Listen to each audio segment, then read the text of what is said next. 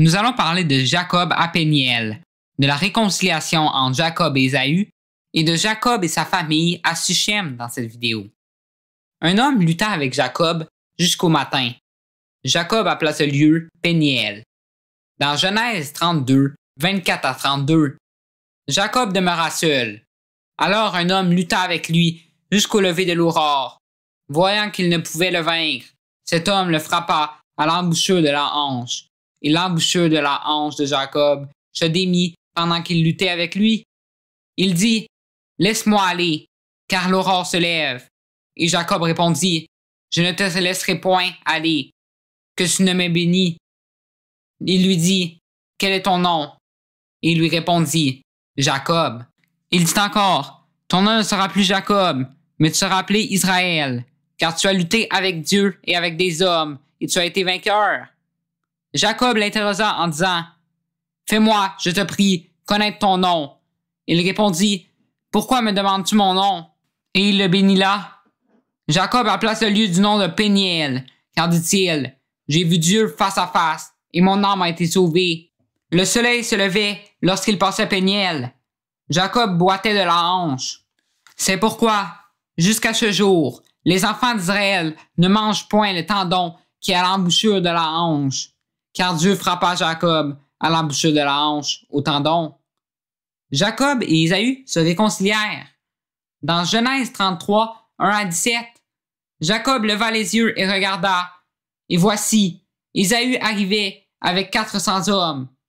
Il répartit les enfants entre Léa, Rachel et les deux servantes. Il plaça en tête les servantes avec leurs enfants, puis Léa avec ses enfants, et enfin Rachel avec Joseph. Lui-même passa devant eux, et il se prosterna en terre 7 fois, jusqu'à ce qu'il fût près de son frère. Ésaü courut à sa rencontre, il l'embrassa, se jeta à son cou, et le baisa, et ils pleurèrent.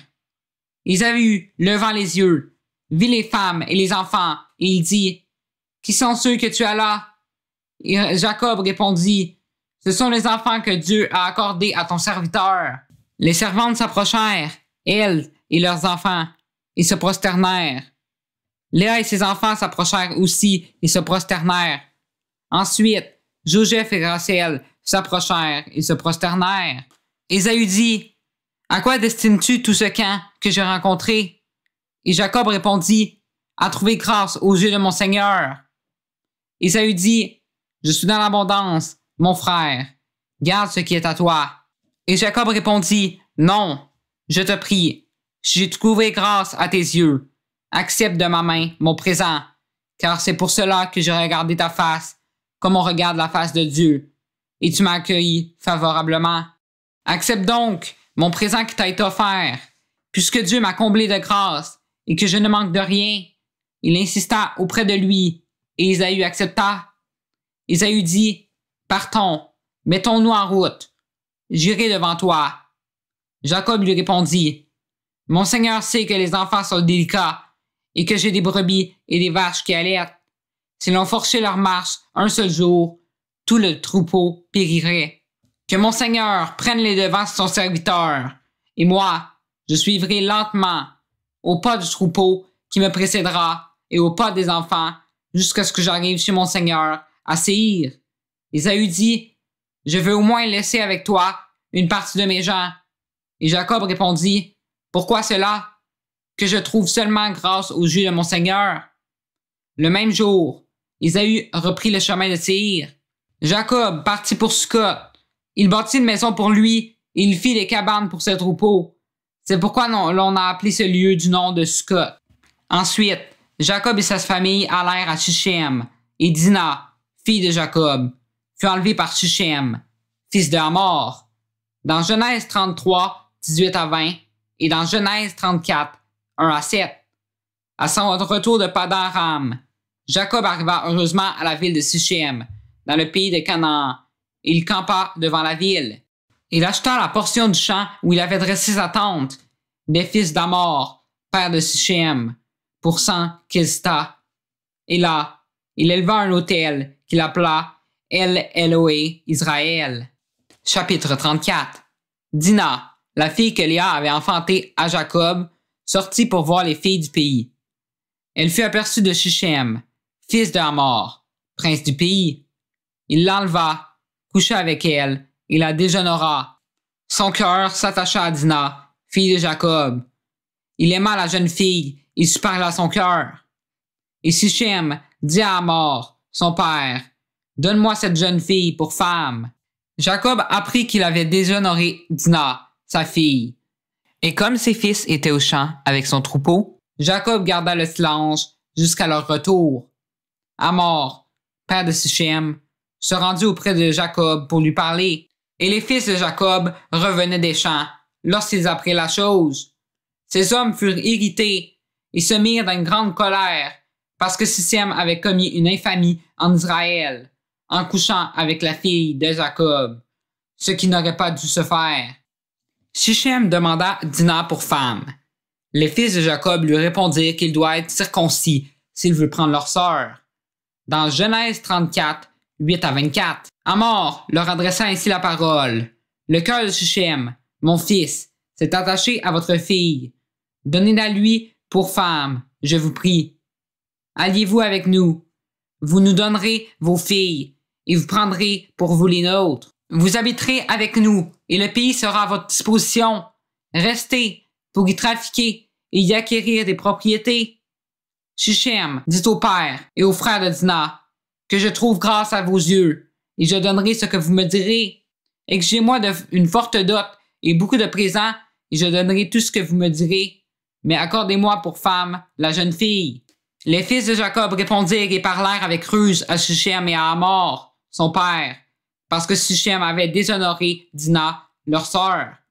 Ils leur dirent, « C'est une chose que nous ne pouvons pas faire que de donner notre sœur à un homme incirconcis, car ce serait un opprobre pour nous. Nous ne consentirons à votre désir qu'à la condition que vous deveniez comme nous et que tout mâle parmi vous soit circoncis. Nous vous donnerons alors nos filles, et nous prendrons pour nous les vôtres. Nous habiterons avec vous et nous formerons un seul peuple. Mais si vous ne voulez pas nous écouter et vous faire circoncire, nous prendrons notre fille et nous en régnerons. » Les paroles eurent l'assentiment de Hamor et de Shichem, fils de Hamor. Le jeune homme ne tarda pas à faire la chose, car il aimait la fille de Jacob. Il était considéré de tous dans la maison de son père.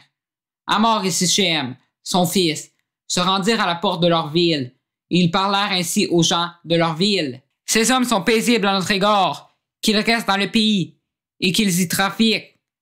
Le pays est assez vaste pour eux. Nous prendrons pour femmes leurs filles, et nous leur donnerons nos filles. Mais comme ces hommes ne consentiront à habiter avec nous pour former un seul peuple, qu'à la condition que tout mâle parmi nous soit circoncis, comme ils sont eux-mêmes circoncis, leurs troupeaux, leurs biens et tout leur bétail ne seront-ils pas à nous? Acceptons seulement leurs conditions pour qu'ils restent avec nous. » Tous ceux qui étaient venus à la porte de la ville écoutèrent Hamor et Shichem, son fils, et tous les mâles se firent circoncire. Tous ceux qui étaient venus à la porte de la ville. Siméon et Lévi, frères de Dina, tuèrent tous les mâles et enlevèrent Dina de la maison de Shichem. Dans Genèse 34, 25 à 31. Le troisième jour, pendant qu'ils étaient souffrants, les deux fils de Jacob, Siméon et Lévi, frères de Dina, prirent chacun leur épée et tombèrent sur la ville qui se croyait en sécurité et tuèrent tous les mâles. Ils passèrent aussi au fil de l'épée Hamor et Shichem, son fils. Ils enlevèrent Dina de la maison de Shichem et sortirent. Les fils de Jacob se jetèrent sur les morts et pillèrent la ville parce qu'on avait déshonoré leur sœur. Ils prirent leurs troupeaux, leurs bœufs et leurs ânes, ce qui était dans la ville et ce qui était dans les champs. Ils emmenèrent comme butin toutes leurs richesses, leurs enfants et leurs femmes, et tout ce qui se trouvait dans les maisons. Alors, Jacob dit à Siméon et à Lévi, « Vous me troublez en me rendant odieux aux habitants du pays, aux Cananéens et aux Phérésiens. Je n'ai qu'un petit nombre d'hommes. Ils se rassembleront contre moi, ils me frapperont, et je serai détruit, moi et ma maison. » Ils répondirent, « Traitera-t-on notre sœur comme une prostituée? » La dernière vidéo de la série sur Isaac et ses fils sortira le 1er septembre. Il nous reste Jacob à Béthel et la naissance de Benjamin et la mort de Rachel et Isaac.